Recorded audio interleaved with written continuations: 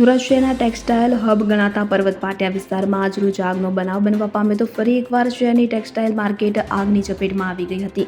પર્વત ગામ વિસ્તારમાં આવેલી અવધ ઋતુરાજ માર્કેટમાં 5મા માળે 10 જેટલી દુકાનમાં આગ લાગી હતી કે જેને કારણે સમગ્ર માર્કેટ વિસ્તારમાં અફરાતફરીનો માહોલ સર્જાતો. અલગ અલગ 9 ફાયર સ્ટેશનની 20 જેટલી ગાડી તાત્કાલિક ઘટના સ્થળે પહોંચી હતી અને 1 કલાકમાં આગ ઉપર કાબુ મેળવી લીધો હતો. જો કે સાડીઓ સહિતનો કાપડનો જથ્થો બળીને ખાખ થઈ ગયો હોવાથી લાખોના નુકસાનની આશંકા સેવવામાં આવી રહી છે. મળતી માહિતી મુજબ પર્વત ગામ વિસ્તારમાં અવધ ઋતુરાજ ટેક્સટાઇલ માર્કેટ આવેલી છે કે જેમાં પિંકેશ ટેક્સટાઇલ 5મા ફ્લોર પર દુકાન નંબર 3065 થી 3075 સુધી એક કરીને વેપાર કરતી હતી અને સવારે અચાનક દુકાનમાં આગ લાગી જવા પામી હતી. દુકાનમાં ભરેલો સાડી અને કપડાનો જથ્થો કે જે તરત જ આગને પકડી લીધી હતી અને જેના કારણે આગે જલ્દી જ વિકરાળ સ્વરૂપ ધારણ કર્યું તો આગ એટલી વિકરાળ હતી કે દૂર દૂર સુધી ધુમાડાના ગોટે ગોટા દેખાતા હતા. ટેક્સટાઇલ માર્કેટમાં આગ લાગી હોવાની જાણ ફાયર વિભાગને કરવામાં આવતા આસપાસના રહેલા 8થી વધુ ફાયર સ્ટેશનની 20થી વધુ ગાડીઓ અને ફાયરની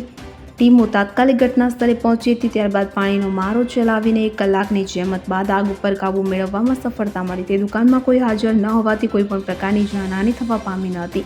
આ સાથે જ ફાયર વિભાગે આગને આગળ પ્રસરતી અટકાવવા અન્ય વેપારીઓએ પણ રાહતનો શ્વાસ લીધો હતો. આ ઘટનામાં 10 જેટલી દુકાનમાં આગના પગલે તેમાં રહેલો સાડી અને કાપડનો જથ્થો બળીને ખાખ થઈ ગયો હતો. આ સાથે જ કેટલાક કોમ્પ્યુટર પણ બળીને ખાખ થઈ ગયા હતા કે જેથી વેપારીને લાખો રૂપિયાનું નુકસાન થયું હોવાની આશંકા સેવવામાં આવી રહી છે. આગ પર કાબૂ મેળવાઈ ગયા બાદ સ્કૂલિંગની કામગીરી કરવામાં આવી હતી. જ્યારે આગ પર સંપૂર્ણ કાબૂ મેળવ્યા બાદ પણ હાલ પણ એક ફાયરની ગાડી માર્કેટ નીચે સ્ટેન્ડ બાય રાખવામાં આવે છે. ત્યારે હાલ આગ લાગવાનું સાચું કારણ હજુ સુધી સામે આવ્યું નથી, પરંતુ પ્રાથમિક રીતે શોર્ટ સર્કિટને કારણે આગ લાગી હોવાનું અનુમાન લગાવવામાં આવી રહ્યું છે. સદનસીબે આગની ઘટનામાં કોઈ પણ પ્રકારની જાનહાનિ થવા પામી હતી.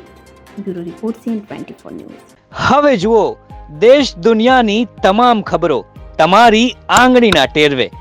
ઉઠાવો મોબાઈલ અને Google Play Store પરથી ડાઉનલોડ કરો અમારી CN24 ન્યૂઝ મોબાઈલ એપ.